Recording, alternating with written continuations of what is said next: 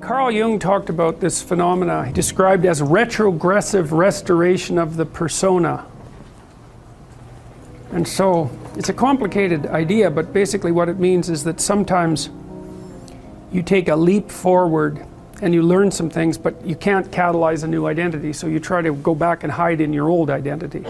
And that actually doesn't work, because, well, things have changed and you've learned something, and that isn't who you are anymore. And so it's like you have to cut parts of yourself off in a destructive manner to fit back into the person that you were. Now what happens here is that Pinocchio escapes from this tyrannical situation and undergoes this descent into chaos, but he tries to go back home. He tries to go back to what he was, and he can't do that anymore. His father isn't at home anymore. And so when he goes home, he finds that there's no home there. Now, this happens to people sometimes, and it's often a shock to them. So one of the things I've noticed about Peter Pan type, I'm going to speak about men here because I've observed it more in men, is that they'll often stay under the thumb of their father.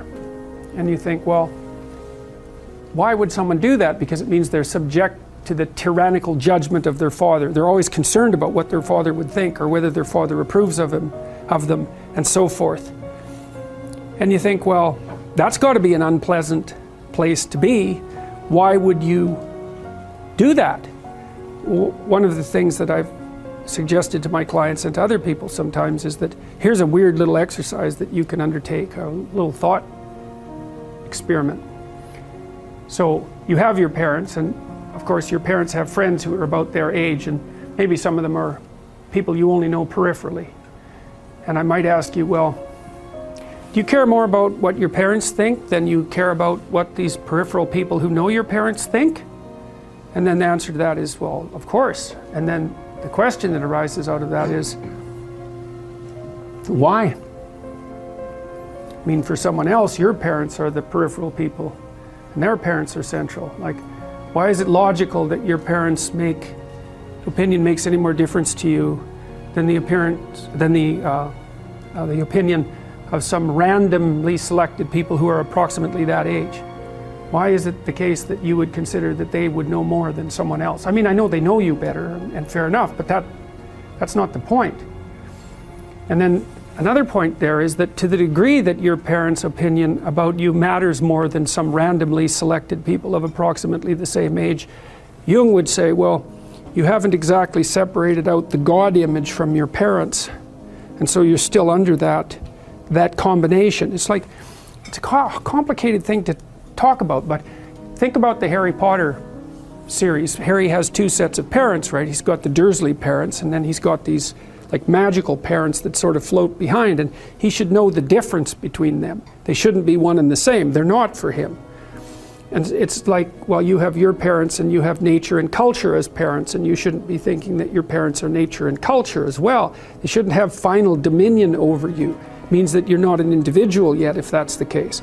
Freud said, for example, that no one could be a man unless his father had died. And Jung said, yes, but that death can take place symbolically. Okay, so there's that part of the idea. And then another part of the idea is, one of the times in your life when you actually realize that you're an individual is when you'll go and ask your parents something, and you'll realize they actually don't know any more about what you should do than you do. And that sucks. And that's partly why people are often willing to maintain a tyrant-slave relationship with their father. It's like, on the one hand, you have to be inferior in a relationship like that. You know, you've always got the judge watching you. But on the other hand, there's always someone who knows what to do. There's always someone standing between you and the unknown that you can go ask, what should I do? Well, at some point you'll realize that the reason you can't ask that anymore is because they actually don't know any more than you do.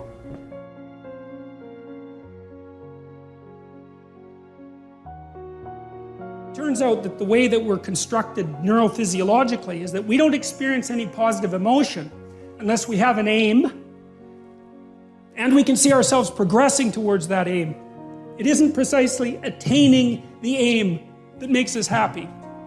As you all know, if you've ever attained anything, because as soon as you attain it, then the whole little game ends. Then you have to come up with another game, right? So it's Sisyphus, and that's okay, but it does show that the attainment can't be the thing that drives you because it collapses the game. That's what happens when you graduate from university. It's like you're king of the mountain for one day, and then you're like surf at Starbucks for the next 5 years, you know? So, yeah.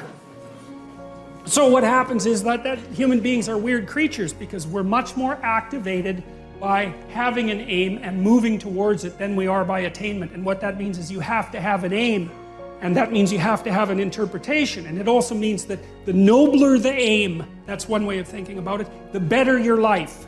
And that's a really interesting thing to know because, you know, you've heard ever since you were tiny that you should act like a good person and you shouldn't lie, for example. And you might think, well, why the hell should I act like a good person and why not lie? I mean, even a 3-year-old can ask that question because smart kids learn to lie earlier, by the way.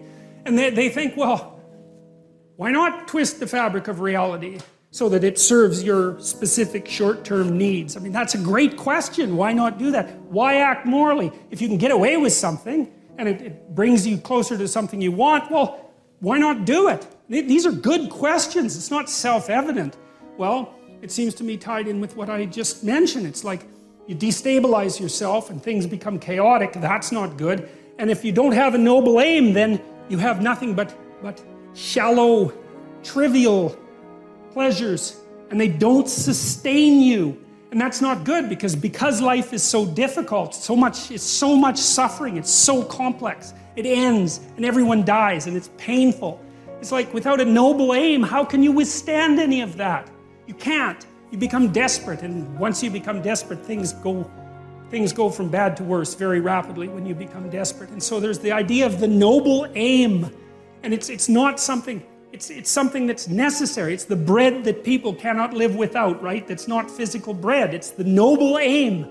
And what is that? Well, it was encapsulated in part in the story of Marduk.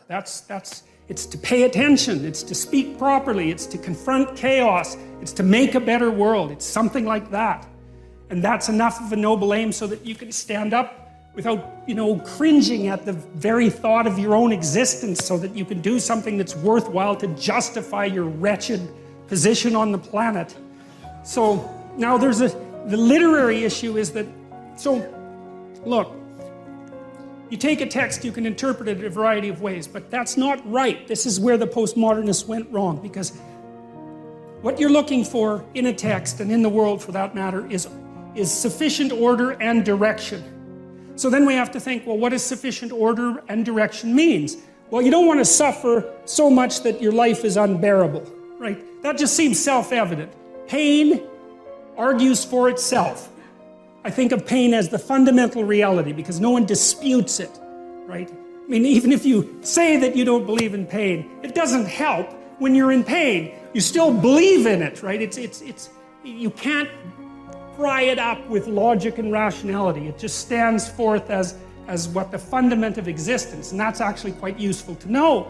Say, well, you don't want any more of that than is absolutely necessary. And I think that's self-evident. And then you say, well, wait a minute, it's more complicated than that. You don't want any more of that that's necessary today, but also not tomorrow, and not next week, and not next month, and not next year. So however you act now, better not compromise how you're going to be in a year, because that would just be counterproductive. That's part of the problem with short-term pleasures, right? It's like act in haste, repent at leisure. Everyone knows exactly what that means. So you have to act in a way that works now and tomorrow and next week and next month and so forth. And so you have to take your future self into account.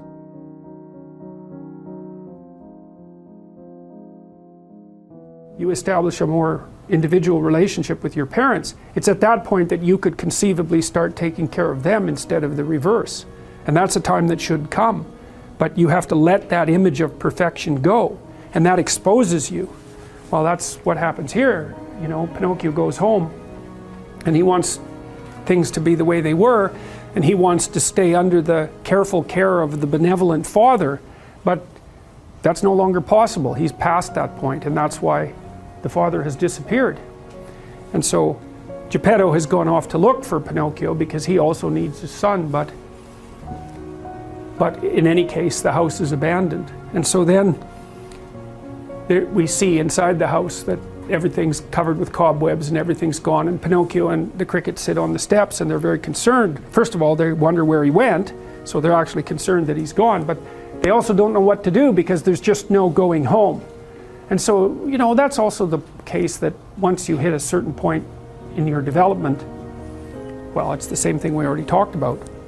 The answers that you're looking for are not going to be found in your parents' house. It's as simple as that. Now, you could artificially maintain your dependency, but, you know, if you do that for too long, things get pretty ugly.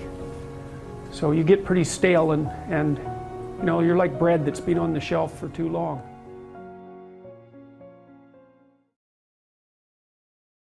So you're aiming at some handleable amount of time, and you posit a goal in there, and you plot your route, and then that tells you what's up and tells you what's down, because up moves you towards the goal and down moves you away from the goal, and that sets up your motivational framework so that you have something worth attaining. You know, that's a really interesting thing to know too. It's like, why have a goal?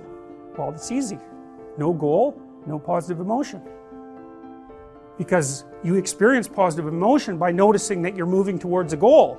And so if you don't have a goal, well, you can't have any positive emotion. So you better have a goal. And so you might say, well, what should the goal be? Well, we could start by saying, well, any goal is better than none. And then we might say, well, it should be a goal that other people will let you pursue, because otherwise it's going to be kind of difficult. And maybe they'll be even happy to help you pursue it. That would even be better.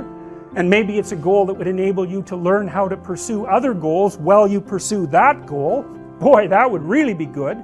And so you can see that your goal is parameterized, but that doesn't mean that any old goal works. It means there's some goals that work nicely and some not so nicely. There are playable games and non-playable games. That's a good way of thinking about it. And you want to have a playable game. And there's a lot of them. Lawyer, plumber, you know, actor, whatever. They're playable games. And it's not obvious which one's better, but it's certainly obvious which ones are sustainable and which ones are worse. And so there's a set of playable games, and you need to extract from that set of playable games a game that suits you. And that would be partly due to your temperament, you know, because extroverted people want to play an extroverted game, and highly neurotic people want to play a safe game, and agreeable people want to play a generous game, and disagreeable people want to play a game that's highly competitive so they can win. And, you know, fine, but they're all within the realm of playable games, and that means they're socially acceptable as well. And so that means it isn't just arbitrary, it isn't just relative what you decide to do. It's heavily parameterized. There's a set of playable games, and it's large. The set is large, but there are commonalities within it, and that's why there are commonalities. That's why morality has a common basis fundamentally. And so that's partly what we're trying to investigate, is like, what's up? What does up mean? What does it mean? Is there such a thing? Now, one thing to remember is that if you don't erect a hierarchical structure with something to aim at, you got no positive motivation, because you experience positive motivation in relationship to a goal, not from attaining the goal. That's satisfaction. And besides, it's fleeting. You know perfectly well, you graduate from university, poof, next day you have a problem, which is, what do you do next? And that's a tough problem. It's not like you've solved your problems by winning that game. You just introduced the problem of having to introduce another game. So it's unreliable as a source of positive emotion, but what's reliable is you set a goal and you try to attain it, and then that gives your life, that literally provides your life with meaning. That's what meaning is. Now, it's more than that, but that's what it is. And so then you might ask yourself, well, what's a really good goal? Well, that's what we're trying to figure out. What's a really good goal?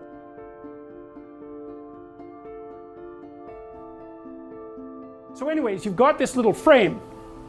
You're somewhere, and it's not good enough, and you're going somewhere else that's going to be better. And what better depends upon is the state of these underlying biological systems, and then more complexly, as those biological systems get integrated into a personality and into the social world, then the frame and the goal is going to be dependent on that more complex hierarchical organization. So you're not in here because you're hungry. You're in here because if you get a degree, maybe you don't ever have to be hungry. So the hunger is properly incorporated into your, you don't want to be cold, you don't want to freeze to death in the winter, you don't want to be on the street. You know, so your higher order goals are long-term, socially negotiated solutions to the problems that are implicit in your being. That might be one way of thinking about it. So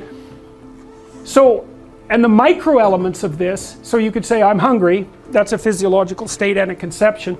I have a vision of how I'm going to solve that, but then, and that's an abstraction. But what you do to transform point A into point B is not an abstraction. You act. You know, so if you're hungry, you actually move your body, say down from the second floor into the kitchen, and you arrange things so that there's transformations in the world. And that's a good way of thinking about the relationship between the mind and the body. Your hypothetical solution to your problem, that's the mind. But the manner in which you incarnate that solution, that's no longer abstract. So, you know, people are always trying to solve the mind-body problem. And that's, as far as I can tell, that's how you solve it, is you have abstractions, but they're not abstractions that are representations of the world. They're abstractions that are representations of action patterns. And the way those are implemented in the world is that you act them. And so it's strange because you've got this weird level of control, you know. I can move my arm, and I seem to be able to do that voluntarily, but I really have no idea how I'm doing it. Like, I don't have conscious access exactly to the musculature, except technically, and I certainly have no idea what I'm doing chemically to make those muscles transform. But my abstractions ground out in this movement, and I can observe the movement and modify it, but I have no conscious access whatsoever to the micro processes that are making that possible. I have no idea why that is. Probably because I'm not smart enough. That would be my guess, right? Is you're only going to, evolution is only going to allow your mind to control those elements of your being that you're smart enough to control. And so you don't get voluntary control over your heartbeat, for example, because you just forget, and then you'd be wandering around, and then you'd forget to beat your heart, and bang, you'd be dead. So you don't get to do that. So, all right, so all these different, I classified these again as self-propagation and self-maintenance motivations. And so if you're too hot, well, you want to go somewhere cooler, and if you're too cool, you want to go somewhere hotter. And same if you're thirsty and hungry. And for self-propagation, well, you get lonesome, and maybe, you know, you have some sexual desire, and each of those different systems competes for access to this central frame, and that's something like the contents of your consciousness at any given time. So up pops a desire, but it's the wrong way of thinking about it, because a desire sounds like something that's pushing you forward, but the desire is goal, framework, emotion, perception, action, pattern, all at the same time. It's a little personality, or it's a little story. Actually, when you describe the operation of one of these things, that's when you're telling a story. So I was somewhere, I needed something, I went and got it. It's a boring little story, but that's the basic unit of a story, right? Because I don't care to hear what you're doing unless you had a reason for doing it. So I just say, what's the point of the story? And the point of the story is the point. It's directional, right? It says, I went from here to there, that's the point. Here's how I did it, that's the point. And you're interested in that because maybe you want to know how to do it too. And you won't have to struggle through it like I did, you could just listen. And so we're always throwing these little units of information back and forth to each other. And for good reason. I want to know what your point is. Because better I learn it from you than make all the mistakes that you had to make when you were learning it.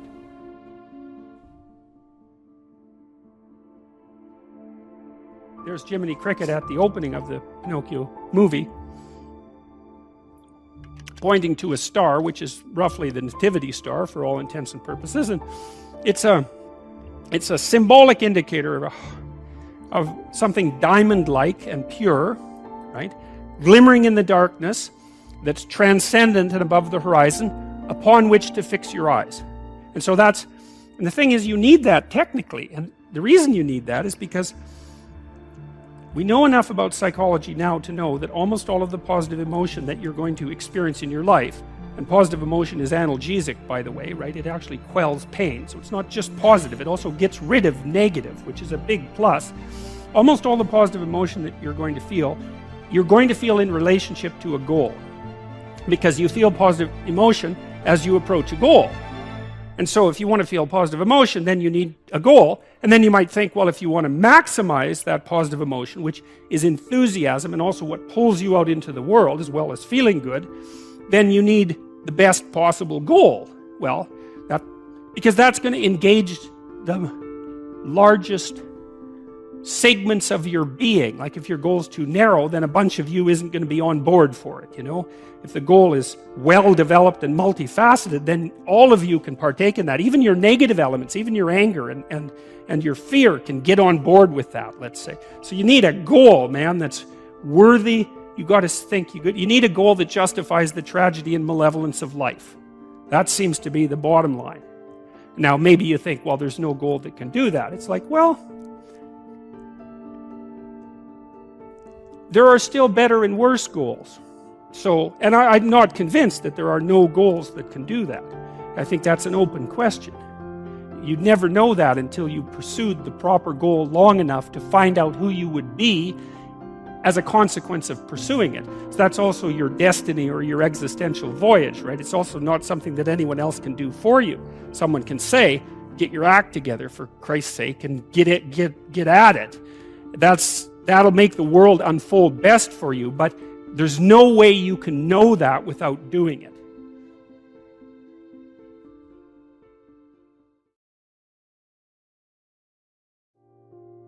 The sense of meaning, the sense of engagement that characterizes life when life is progressing in the manner that you would like it to progress is actually an instinct. It's not a cognitive phenomenon. It's not a second-order consequence of thought. It's way deeper than that. It's an extraordinarily profound instinct. And so that's really worth thinking about, assuming, you know, as you might, that we're adapted creatures and that our instincts guide us in the world so that we can survive and so that we can reproduce and so that we can exist over long periods of time. The fact that an instinct of that depth exists and that it's associated with the sense of vital engagement in being, let's say, is a good indication, as good an indication as there is, that there's something truly real about it.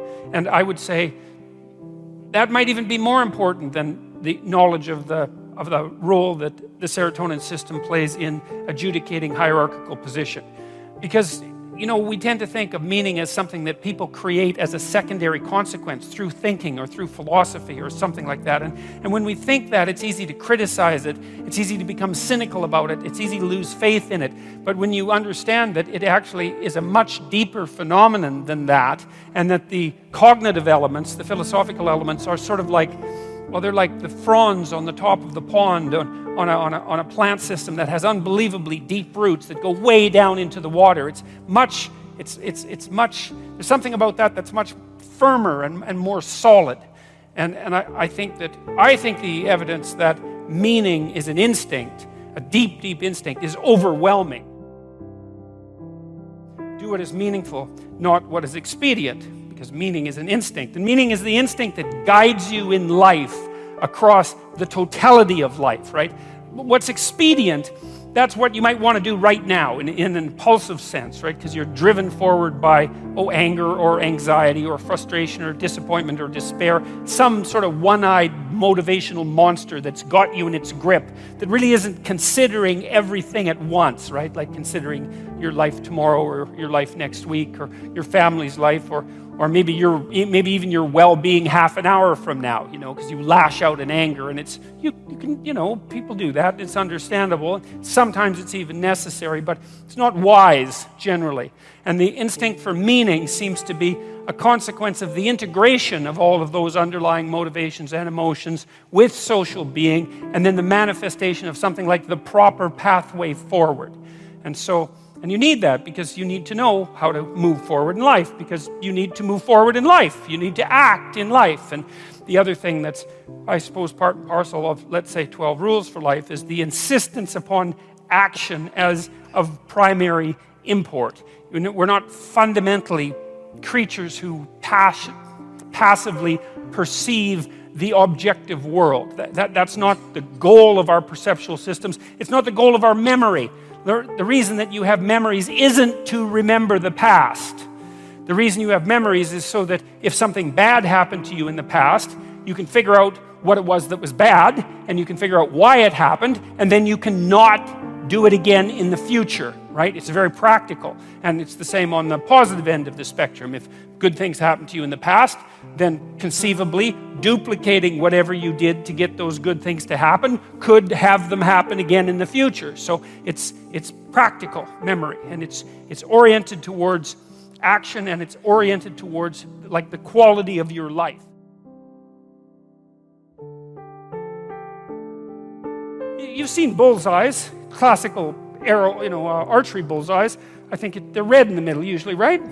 And then there's a variety of colored circles around them. Maybe the whole bullseye is this big, and you're supposed to hit the bullseye, but the closer you get to the center, the better. But at least you could hit part of it. That would be good, And you're supposed to stand back and pull your arrow back and aim. And that's an acting out of something. It's an acting out of the necessity of having an aim and taking your best shot, right? That's what makes it a sport. Now, and if you think about that, most of our sports are like that, right?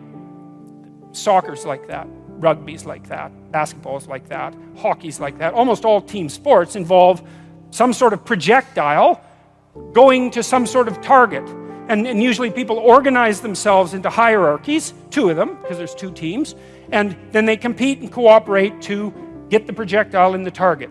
And for some reason, we think that's really cool, right? Well, look, it's worth thinking through deeply. It's like you'll spend a lot of money on that opportunity. People will spend a fortune to go sit in an arena, like a long way away from the action, and there's these guys out there, and they're tough and they're fast, and they're fighting with this little black frozen disc, and they're trying to get it in a net. Well, someone is trying to stop. It's completely bloody absurd, and yet people are thrilled about it. They're thrilled, and they'll pay for it, right? They don't have to be dragged there kicking and screaming. Like, they line up. It's, oh God, a hockey game. Thank God. And they'll wear the jerseys. It's like, and then, some character who's put in his $10,000 does his beautiful move and puts in a goal in some manner that's like technically impossible, and everybody leaps to their feet and they just have a fit of joy. And you think, what in the world is going on with that? It's like you're happier when that happens than you were when you got married. It's like you don't see people doing that when they're, and it's not everybody when you get married and everybody stands up and has a little like a 10-minute fit and hugs strangers and then goes out and drinks a dozen beer and has a riot and tears down stores. It's like, no, but a good goal, that'll do it. I think Guatemala and Ecuador went to war over a soccer game, literally. So, and let's not assume we're so stupid, even though we are. Let's not assume it. There's something behind this. It's like, we really like to see people take careful aim and hit the target. And we really like to see them cooperate and compete in an expert manner to do that. And we really like to see them do that in a way that stretches their ability beyond what we would normally be able to see, right? Because it's nice to go to a competent display of athletics, but now and then you see these like soccer goals on YouTube where these crazy characters, they flip around in the air and they're like 8 feet off the ground, completely backwards, and they kick the ball 4 feet to the side of the goalie. It's just impossible. Like they're 100 yards away and it's perfect. And you think, right on. That's what a human being is like. And you're not really like that because you couldn't do it, but you are human, and conceivably you could do something like that. And so it's a nice display of that potential for us to hit the damn target, right? So then the question is, well, what's the target? And that's the question, because that's the same question as what's the meaning? And so, okay, so here's my target, let's say.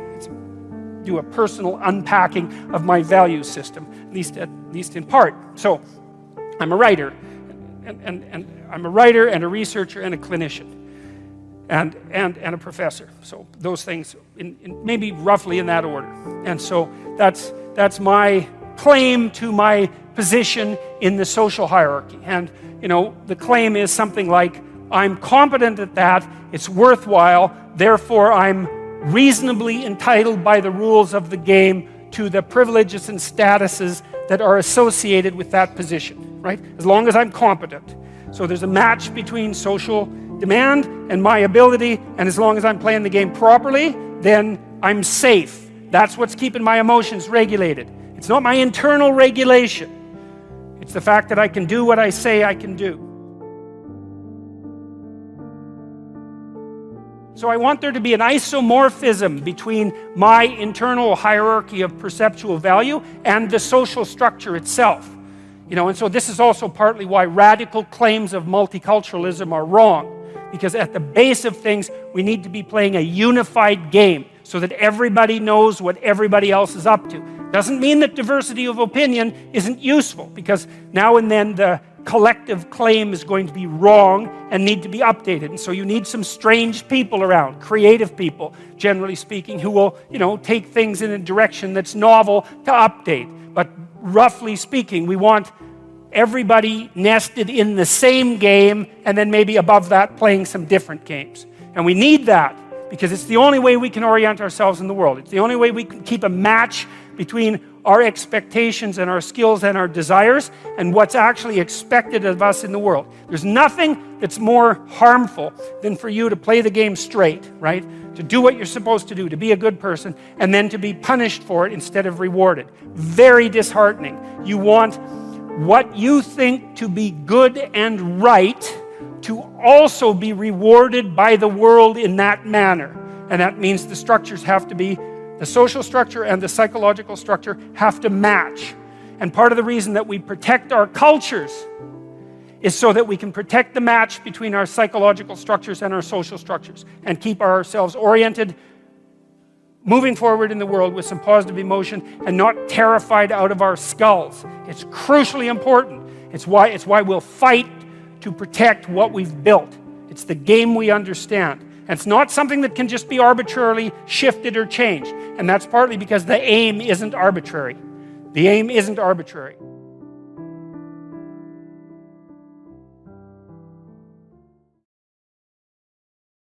And he basically said, most people have problems in living, they don't have psychological problems.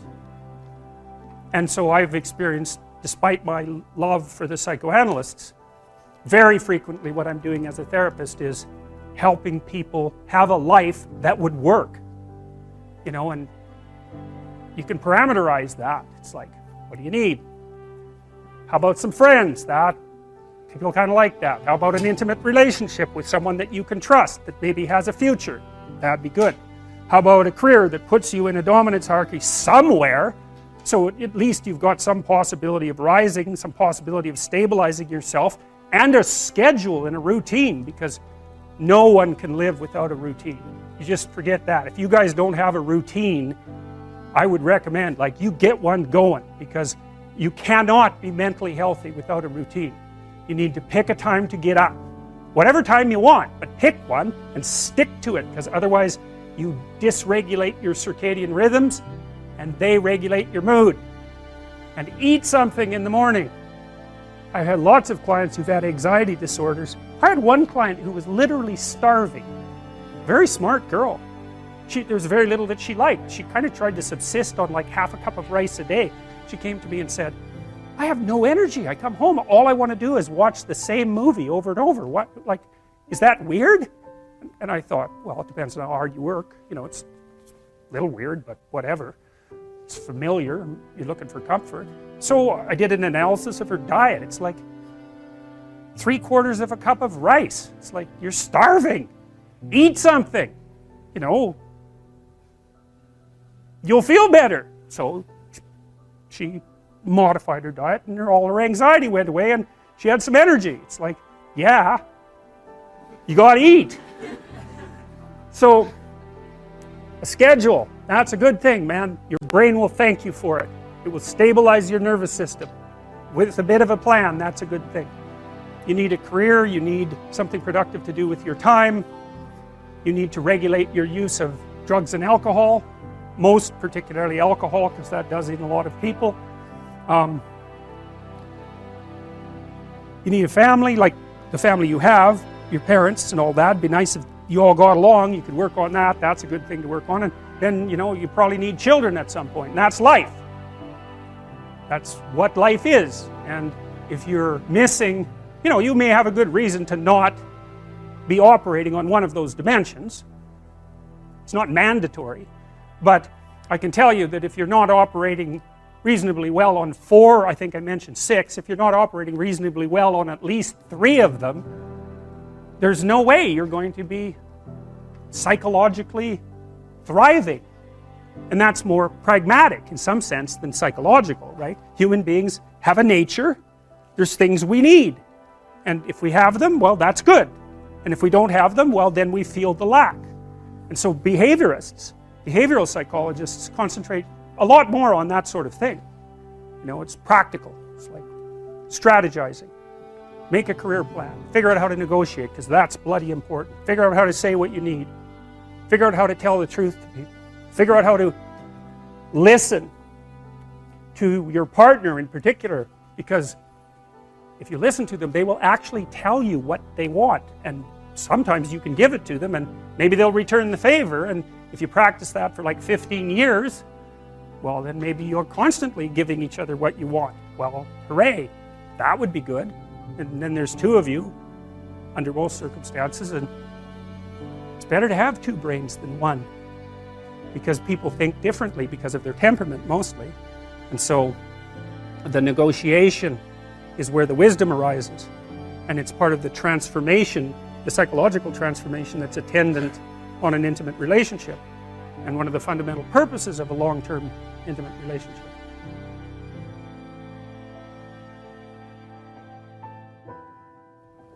You're in a class, it's near the beginning of the semester, you write an exam or you hand in an essay and you don't get the mark that you desired. Okay, so what are your options? Well, one option would be, so you've hit an anomaly, things didn't happen the way you wanted them to happen, and so maybe you say, geez, that was a boring and stupid class anyways, this gives me an excuse to get out, and so that's not such a negative thing.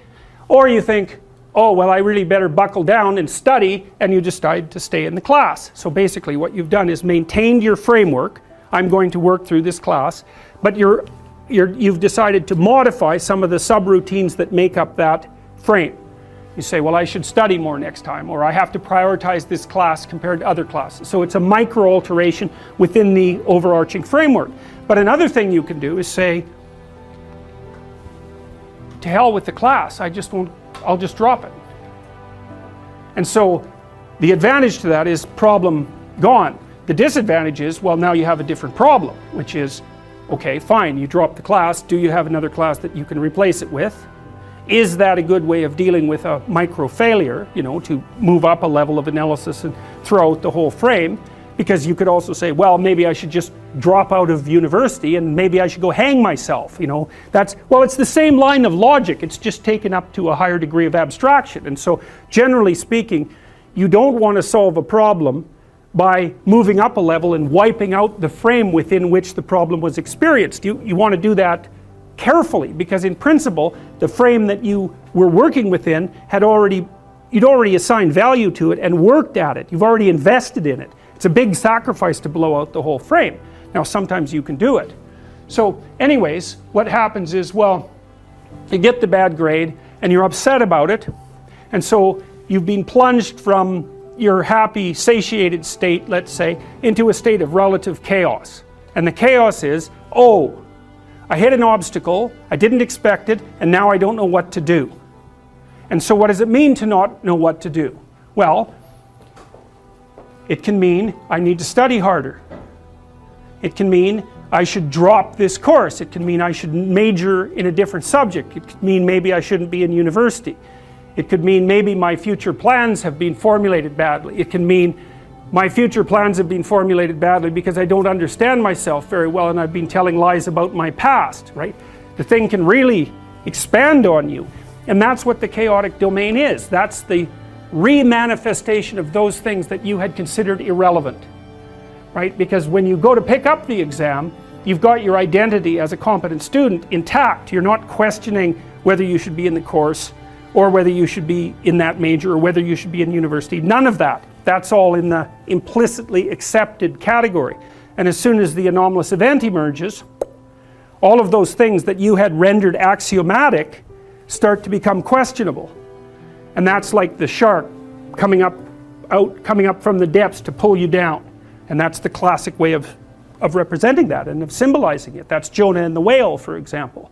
So it's something manifests itself from the deep unknown and pulls you under, like an alligator at a water hole, which is, I'm sure, one of the sources from which we derived that particular kind of mythological representation. Because you can imagine that when we were on the veldt, after living on trees, we had to go down to the damn water holes, and you've watched enough nature programs to know what a Nile crocodile can do to a water buffalo. It's not pretty. And so to go down to the water, the chaotic water, and the source of all life as well, right, is to risk an encounter with the terrible thing that lurks in the depths. And so we use that as a central metaphor for mapping the sorts of things that happen to us in a much more abstract space. And you know that because one of the things you're going to do, let's say that the professor, there's a professor obviously who gave you the bad grade. Okay, so one logical presupposition is that you're in some sense insufficient in relationship to the course. But another logical and instantaneous categorization is to throw that person into the category of malevolent predator. And you'll do that by becoming upset and cursing the person in your imagination. I've told people to learn to use a schedule. And people often hate schedules because they act as their own tyrants, right? They say, well, you have to do this unpleasant thing, and then here's another unpleasant thing you have to do, and then you have to do this unpleasant thing, and you do that for about 3 days, and you think, to hell with this, I'm not doing that, and you fall off the wagon. That isn't what you're supposed to do with a schedule. You're supposed to use it to design the days that you would like to have if you were taking care of yourself. And so some of that is, you wake up in the morning and you think, here's 5 things I have to do that if I don't do, my life will be worse. It's like paying bills, for example, or taking out the garbage. It's like you have to do those because otherwise things degenerate. So you got to put some of those in the schedule because otherwise tomorrow is worse than today, and that's a bad trajectory. But you also want to build in things, you've got to act in some sense like you're dealing with a relatively recalcitrant 9-year-old. It's like, well, here's some things you have to do, but here's some things that if you do, you could reward yourself with. And if you get the balance there between obligation and reward right, then you'll find that you're motivated to do the things. And that's what you want to do. You want to do that so it's sustainable across days and weeks and months. Hey there, thanks for listening. Tough Love Motivation is a passion project of mine, and every like, comment, and subscribe really helps the channel out. If you enjoyed this video or get something from it, please consider smashing that like button or even give a subscribe. I'd really appreciate it. Thanks.